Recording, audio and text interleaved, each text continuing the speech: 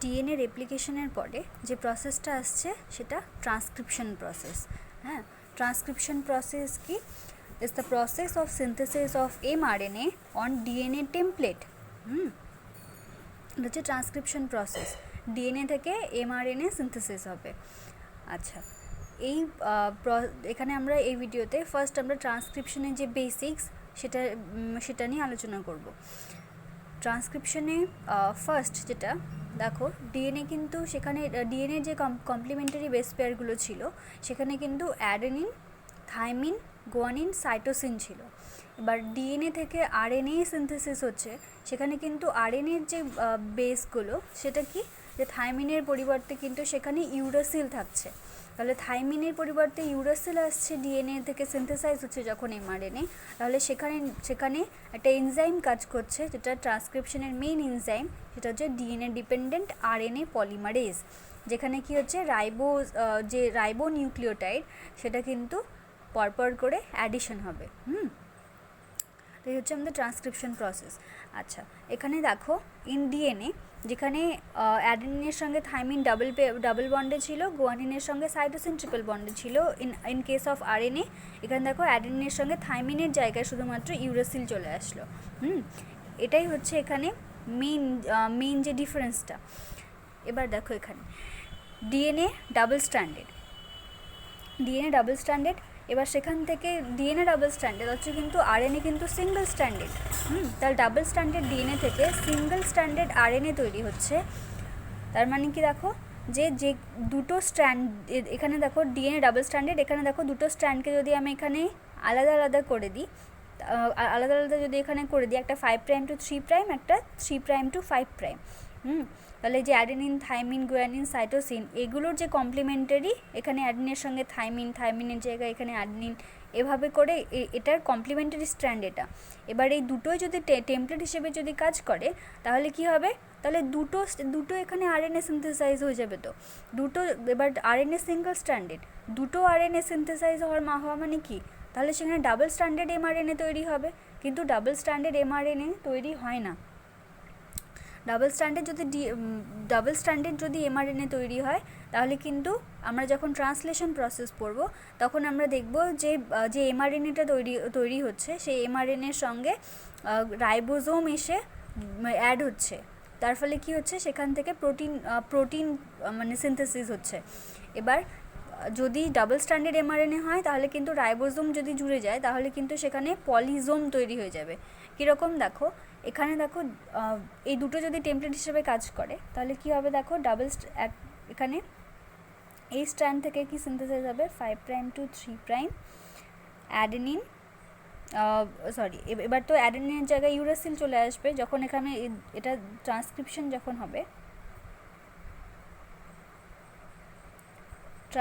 যখন হবে তাহলে এমআরএনএ তৈরি করবে, তাহলে কি হবে, অ্যাডেনিনের এখানেই ইউরাসিল হয়ে যাবে, থাইমিনের এখানে অ্যাডেনিন হয়ে যাবে। তাহলে এখানে দেখো গুয়ানিন, সাইটোসিন, এখানে ইউ, এখানে এ, সেম এখানেও এই স্ট্র্যান্ডেও 3' to 5', এখানে যদি থাইমিন থাকে তাহলে এখানে দেখো থাইমিন থাকবে, তাহলে এখানে হবে এ, তাহলে এর জায়গায় এখানে হবে ইউ, সিজি, জিসি, এ যদি হয় তাহলে এখানেও হবে ইউ, এখানেও ইউ। তাহলে তাহলে এটার কমপ্লিমেন্টারি তো এটা, ইউ এর কমপ্লিমেন্টারি এটা, এর কমপ্লিমেন্টারি ইউ, সি এর কমপ্লিমেন্টারি জি, জি এর কমপ্লিমেন্টারি সি। তাহলে দেখো এইভাবে করে কিন্তু কমপ্লিমেন্টারি যদি তৈরি করে ফেলে তাহলে কি হবে, এই দুটো তো তাহলে আবার এখানে ডাবল স্ট্যান্ডার্ড হয়ে যাবে। তাহলে ডাবল স্ট্যান্ডার্ড এমআরএনএ যদি তৈরি হয়ে যায় তাহলে কিন্তু প্রোটিনটা, এরপরে দেখো যেটা হয় আর কি, সেটা হচ্ছে যে এমআরএনএটা যে তৈরি হয় তার সঙ্গে কি হয়, যে রাইবোজোম এসে অ্যাড হয়ে যায় ইন ট্রান্সলেশন প্রসেস। রাইবোজোম এসে অ্যাড হয়, তারপর সেখান থেকে প্রোটিন তৈরি হয়। তারপর সেখান থেকে প্রোটিনের যে পলিপেপটাইড চেন সেটা তৈরি হয়। কিন্তু যদি ডাবল স্ট্যান্ডার্ড হয়ে যায়, দুটোই যদি টেমপ্লেট হিসেবে কাজ করে ডিএনএতে, তাহলে কিন্তু ডাবল স্ট্যান্ডার্ড এমআরএনএ তৈরি হবে। সেজন্যই দুটো স্ট্র্যান্ড কখনোই টেমপ্লেট হিসেবে কাজ করে না ডিএনএতে।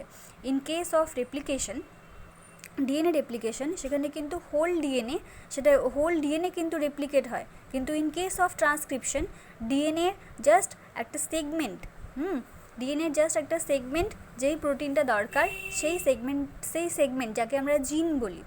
তাহলে জিনের ডেফিনেশন কি, যে is a part of DNA which express and transcribed into mRNA and further synthesis protein। এটা হচ্ছে জিনের ডেফিনেশন, যে ডিএনএর একটা সেগমেন্ট যেটা ফার্দার ট্রান্সক্রাইব হয়ে এমআরএনএ তৈরি করবে এবং সেখান থেকে সেখান থেকে প্রোটিন সিনথেসিস করবে।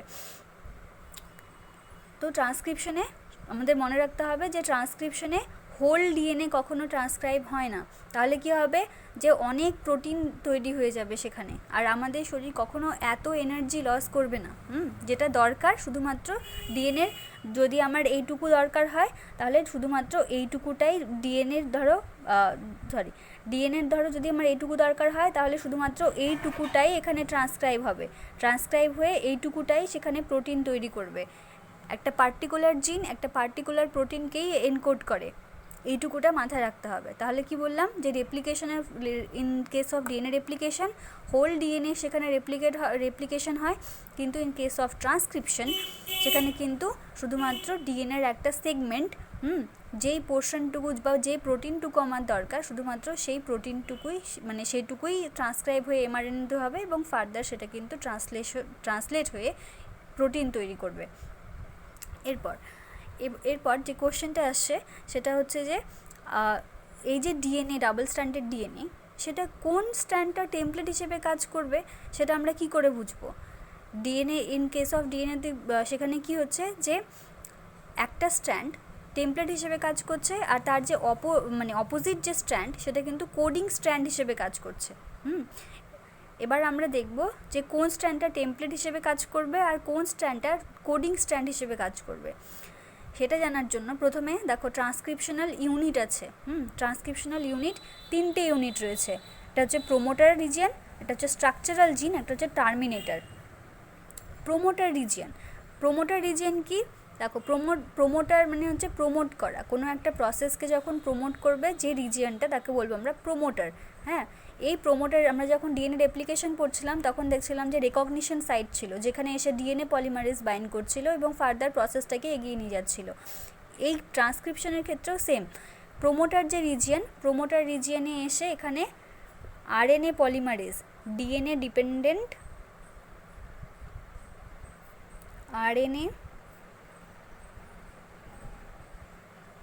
আরএনএ পলিমারেজ এসে বাইন্ড করবে, মানে শর্টে হচ্ছে আরএনএ পলিমারেজ প্রোমোটার রিজিয়নে এসে বাইন্ড করবে, তবেই প্রসেসটা ট্রান্সক্রিপশন প্রসেস শুরু হবে বা ইনিশিয়েশন হবে।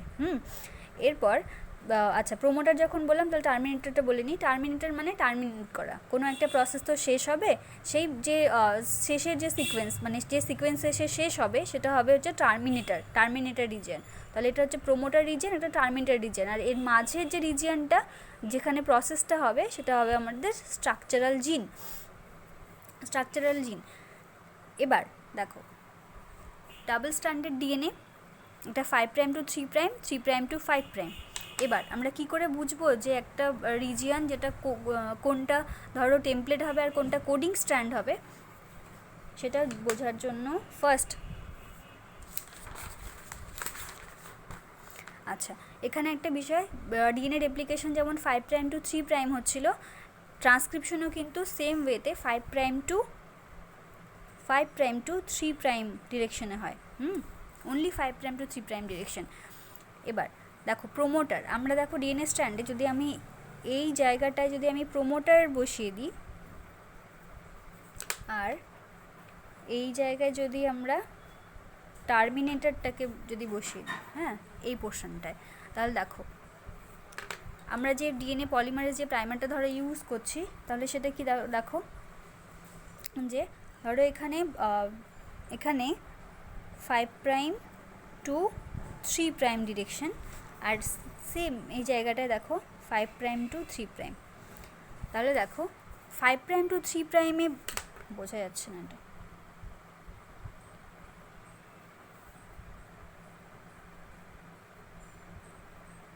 তাহলে দেখো 5' to 3' ডিরেকশন তো আমার এদিকেও আছে এইদিকেও আছে, দুদিকেই হতে পারে, তাহলে দুটো কি তাহলে টেমপ্লেট হিসেবে কাজ করবে না?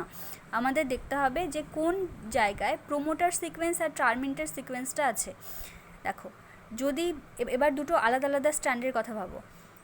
ফার্স্ট স্ট্র্যান্ড, এই স্ট্র্যান্ডটা দেখো, যদি এই স্ট্র্যান্ডটা টেমপ্লেট হিসেবে কাজ করে তাহলে কি আমরা কি জানি যে 5' to 3' ডিরেকশনে ডিএনএ ট্রান্সক্রিপশন হবে। হ্যাঁ, ট্রান্সক্রিপশন প্রসেসটা 5' to 3', যদি এই ডিরেকশনে হয় 5' to 3', যদি এই ডিরেকশনে হয় তাহলে কি হবে দেখো, টার্মিনেটর মানে প্রসেস যেখানে শেষ হয়, যদি এই ডিরেকশনে হয় এখানে তো প্রথমেই টার্মিনেটর সিকোয়েন্স এখানে বসে আছে, তাহলে প্রসেস কি এখানে শুরু হবে না, কারণ এই ডিরেকশনে যদি হয় তাহলে দেখো 5' to 3' যদি এই ডিরেকশনে হয়, এই in case of this strand, তাহলে দেখো এখানে টার্মিনেটর প্রেজেন্স আছে, তাহলে কিন্তু এখানে প্রসেসটা শুরু হবে না, তার মানে এই স্ট্র্যান্ডটা টেমপ্লেট নয়। এখানে দেখো যদি সিনথেসিসটা আমার যদি এই ডিরেকশনে হয়, এটা 5' to 3', এখানে দেখো প্রোমোটার আছে, এই স্ট্র্যান্ড, শুধুমাত্র এই স্ট্র্যান্ড, এখানে প্রোমোটার আছে মানে এখানে আরএনএ পলিমারেজ এসে এখানে অ্যাড হবে, দেন ফার্দার প্রসেসটাকে এখানে এগিয়ে নিয়ে যাবে, দেন এখানে টার্মিনেটরে এসে প্রসেস শেষ হবে। তার মানে কি যে এই যে স্ট্র্যান্ডটা আমাদের এখানে টেমপ্লেট হিসেবে কাজ করবে। এটা যদি উল্টো হতো, ধরো এটা যদি উল্টো হতো, এটা 5' to 3', এটা 3' to 5', এটাই যদি হতো, তাহলে দেখো এখানে যদি এই পোর্শনে যদি আমার প্রোমোটারটা থাকতো আর এই পোর্শনে যদি টার্মিনেটর থাকতো, হ্যাঁ, তাহলে কি হতো দেখো 3' to 5', এটা হচ্ছে ওটা 5' to 3', 5' to 3', এই ডিরেকশানে যদি হতো, যদি প্রোমোটার আমার এই রিজিয়নে থাকতো, তাহলে কিন্তু আমার এই স্ট্র্যান্ডটা এখানে 5' to 3', তাহলে আমার এই স্ট্র্যান্ডটা প্রোমোটার হিসেবে টেমপ্লেট হিসেবে কাজ করতো, আর এই স্ট্র্যান্ডটা হয়ে যেত আমাদের কোডিং স্ট্র্যান্ড। আমাদের শুধু দেখতে হবে যে কোন পজিশনে, হ্যাঁ, 5' to 3' ডিরেকশনের কোন পজিশনে প্রোমোটার সিকোয়েন্স আছে, যেই পজিশনে প্রোমোটার সিকোয়েন্স আছে সেই পজিশনটাই হবে আমাদের টেমপ্লেট স্ট্র্যান্ড, যেখান থেকে প্রসেসটা শুরু হবে। তাহলে দেখো এইভাবে করে বুঝবে যে কোনটা আমাদের টেমপ্লেট হিসেবে কাজ করবে, আর তার অপোজিটটা হবে আমাদের কোডিং স্ট্র্যান্ড। তাহলে in case of this strand, তাহলে এইখানে এই স্ট্র্যান্ডটা হবে আমাদের এখানে প্রোমোটার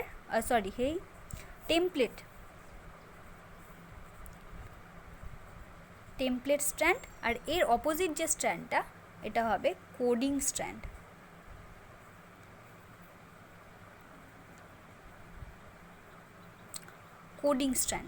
আচ্ছা, টেমপ্লেট স্ট্র্যান্ড তার মানে এই স্ট্র্যান্ডটা সিনথেসাইজ হয়ে ফার্দার এখান থেকে এমআরএনএটা তৈরি করবে,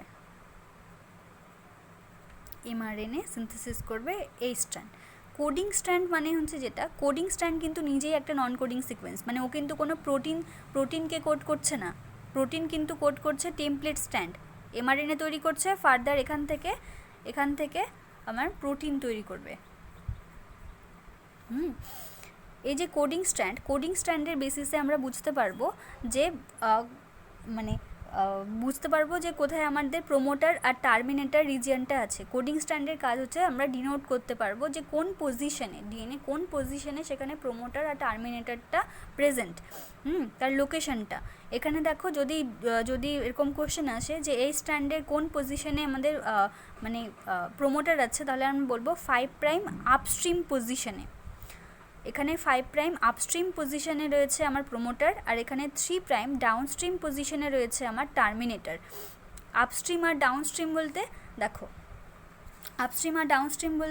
ধরো এটা যদি একটা পাহাড় হয়ে থাকে, হ্যাঁ, এটা একটা হিল যদি হয়ে থাকে, তাহলে আমরা ধরো এখানে যদি উপরের দিকে যাই, তাহলে এটা হচ্ছে আমাদের আপস্ট্রিম, মানে প্রসেস যেখান থেকে শুরু হবে সেটা হবে আপস্ট্রিম, প্রসেস যেখান থেকে শুরু হবে সেটা হচ্ছে আপস্ট্রিম, আর যেখানে যেদিকে শেষ হবে সেটা হবে আমাদের ডাউনস্ট্রিম প্রসেস, ডাউনস্ট্রিম।